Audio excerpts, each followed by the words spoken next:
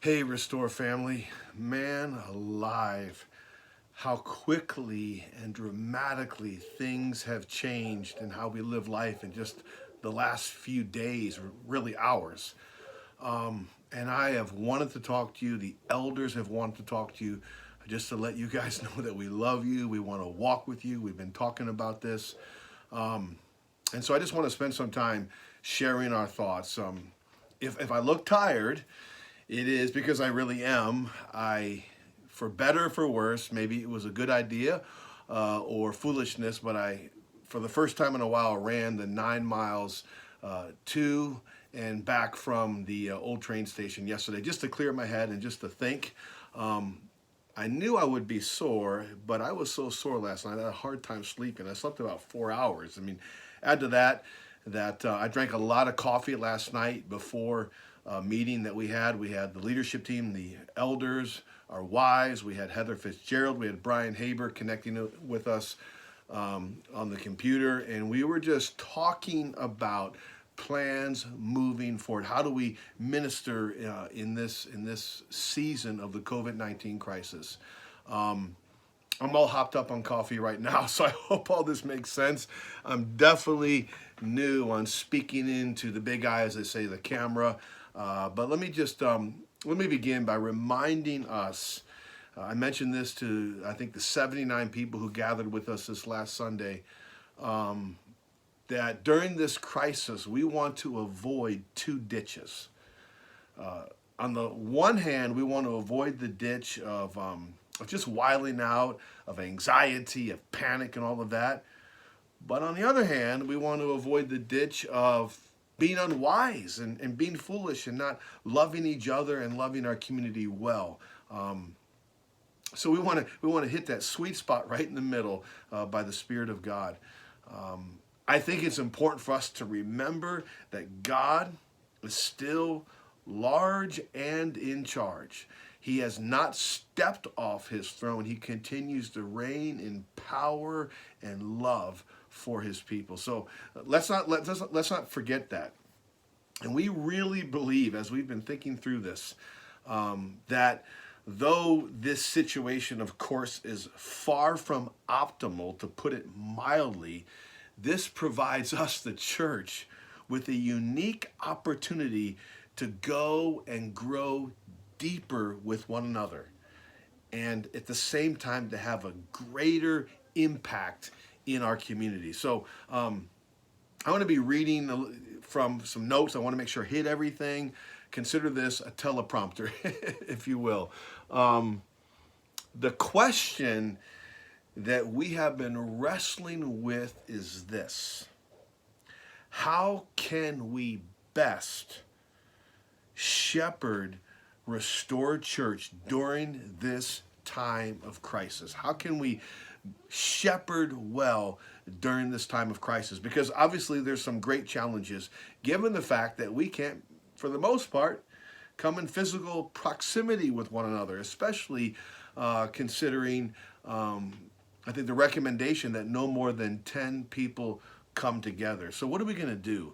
And something I'm going to say a lot in this video and through the next days and weeks and months perhaps is that it is absolutely vital that we stay connected together as a church family. I want to repeat that.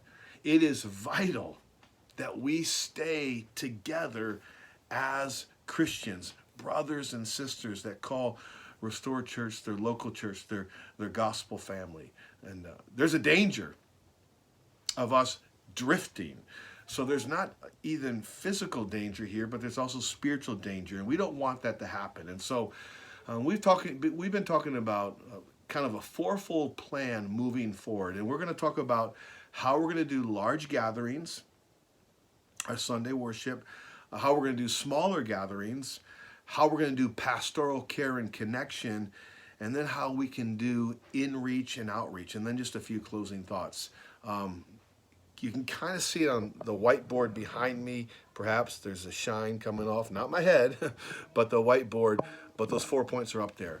How can we do large gatherings? How can we do that? Well, we are going to have a corporate online worship service at 11 a.m. on Sundays.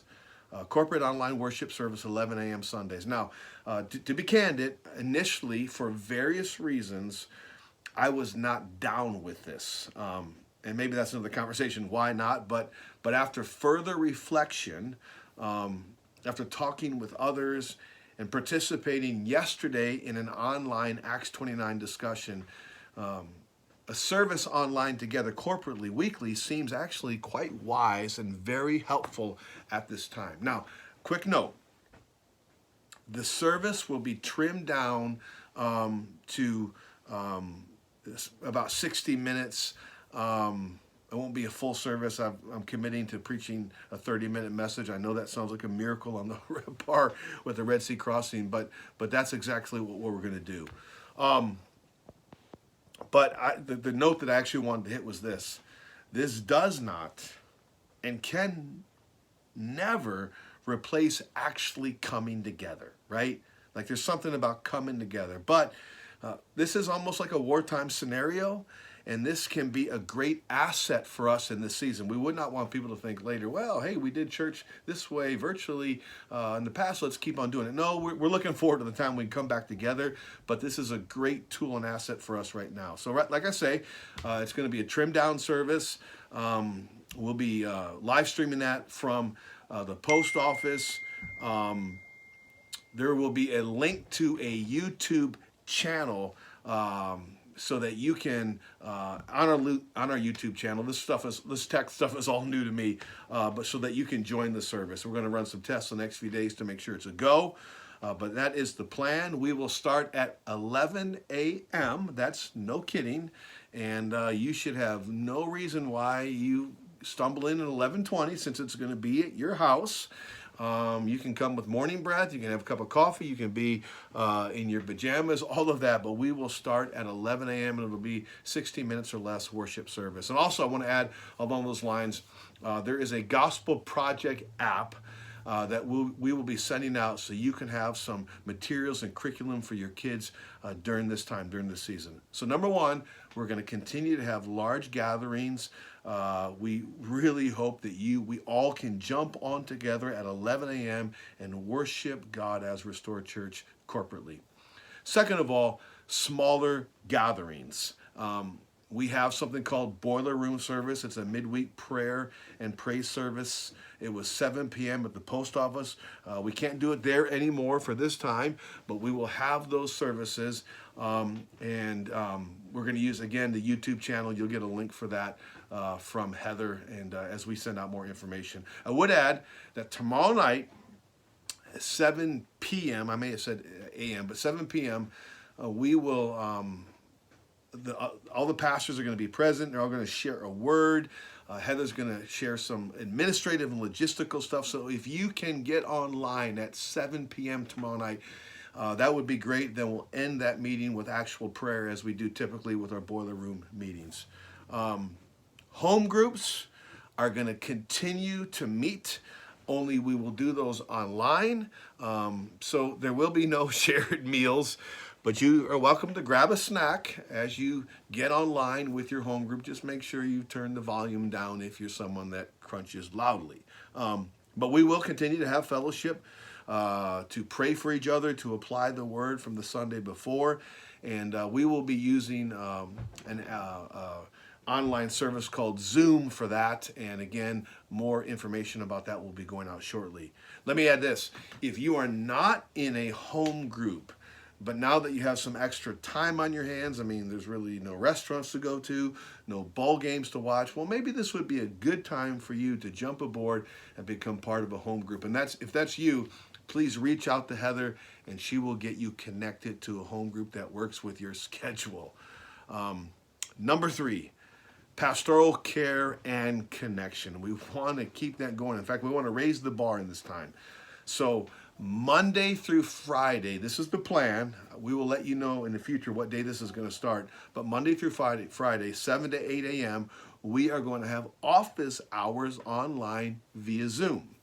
There will be a time of conversation, of prayer, perhaps a devotional time. You can jump on for a few minutes. You can jump on for the whole time, once or twice a week, or every day, Monday through Friday. That's on you, up to you. We would love to have you join us for that, and we will send out more information for that shortly.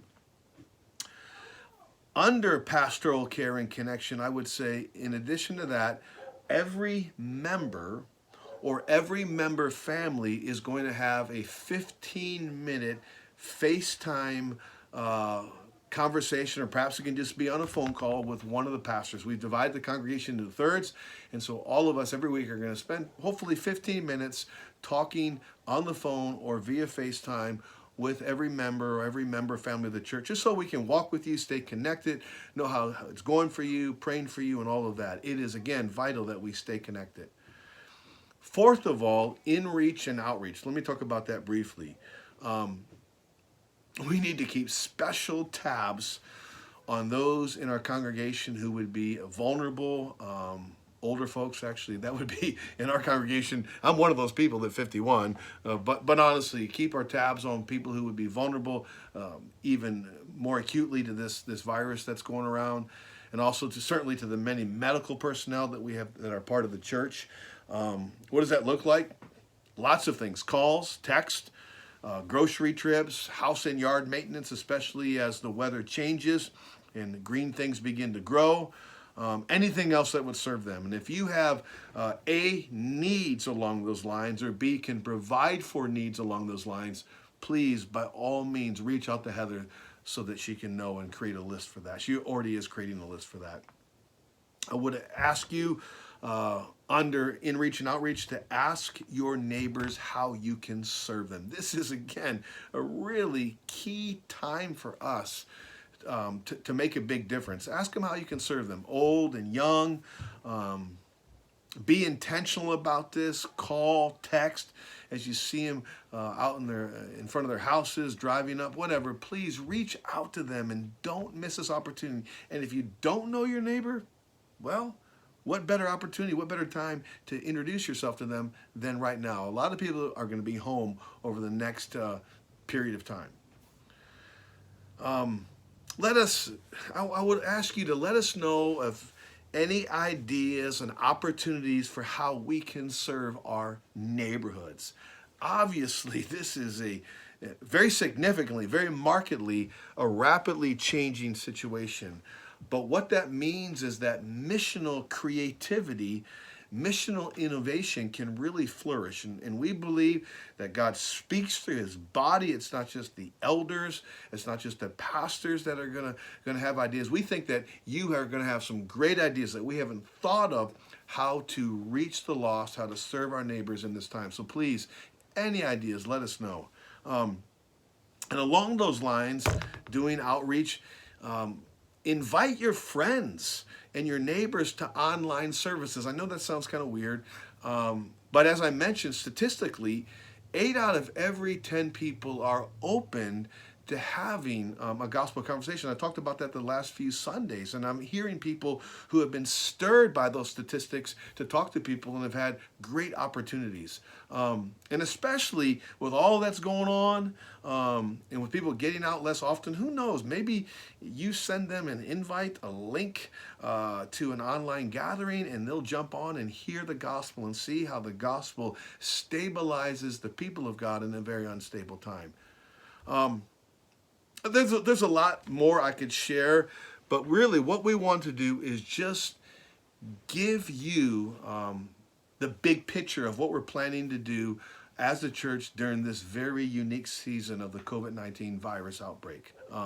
I would ask that you would pray for us as we work out all the details and the many logistics of this. So thankful for those who are a lot smarter and a lot more savvy than I am with technology. There's quite a learning curve for all of us on this. We laughed at our meeting last night over the reality that most of the people that we have the privilege of shepherding at Restored Church know technology a whole lot better than we do. It is a win for me when I can actually turn on my computer, and that is just a small under-exaggeration. So please be patient. If you have any ideas technology-wise, reach out, let us know so that we can, again, stay connected, because that is so important and vital. I really believe, we really believe that this is a unique opportunity for us to grow closer together, to go and grow deeper with one another in this unique season. And I also believe this is an opportunity for us to make an even bigger kingdom impact in our streets, in our neighborhood, and in our community. And I think this can have some long-lasting results. Know that we love you. We really love you. It is a privilege for us to serve as the under shepherds of the church. We love you. We want to walk with you every step of the way in this journey. We ask that you would not forget, and I know I sound like a broken record, but don't forget, it is vital that we stay connected to each other and we do not drift. The enemy always wants us to get us in a silence silo, so that he can give his twisted interpretation of what's going on, that God has somehow forgotten us, that God's not large and in charge, and all of that. And so we need to stay with Christ, and we need to stay with the church. We need to walk together. I hope to see you tomorrow night for the Boiler Room prayer meeting. Again, that's going to be at 7 p.m. We're also going to be doing some information on the front end of that. And to prepare for Sunday worship, I would invite you to dive into Psalm 91. If you were there Sunday, you'll remember that Moses actually had us responsively read that psalm while we were singing worship to the Lord. As you read Psalm 91, I want you to ask yourself this question: where am I living right now? Where am I living right now? And I think if you spend any time in that psalm, you'll understand exactly what I mean by that question. So Psalm 91 for Sunday morning as we gather online to worship our Lord. And then I would be remiss not to forget. I want to make sure I don't forget this. To all of my Irish friends out there, and hey, let's be honest, who is not Irish today? I want to say happy St. Patrick's Day to you. Can you see this great shirt that Pastor Cleet bought for me several years ago? Nothing like corned beef and cabbage and anything you want to wash it down with on St. Patrick's Day. Listen, we love you, and we look forward to talking to you soon. Hope I get to see you tomorrow night online. Lord bless.